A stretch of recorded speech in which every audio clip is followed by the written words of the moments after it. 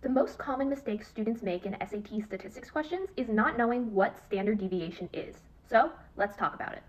So let's look at this data set of 0.001, 500, and 100,000. Now the mean is 33,500. However, none of my numbers are anywhere close to the mean, which is why we have standard deviation as a way of telling people, hey, this is the mean, but it doesn't describe the data very well, right? Because our standard deviation is 57,000, which does a good job of telling people that the numbers are not very close to the mean.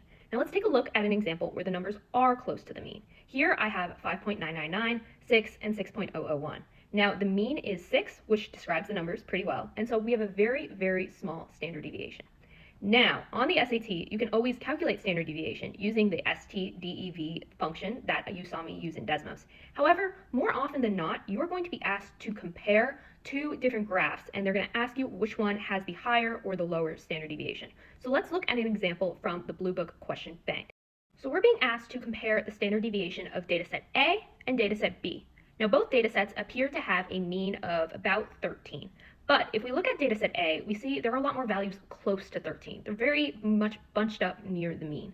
Versus when we look at dataset B, our values are bunched up on two opposite sides. I have values bunched up towards the smallest end of the graph and towards the largest end of the graph, which tells me my values are going to be much further from the mean on average. So for this question, I want to say that dataset A has a much smaller standard deviation than dataset B.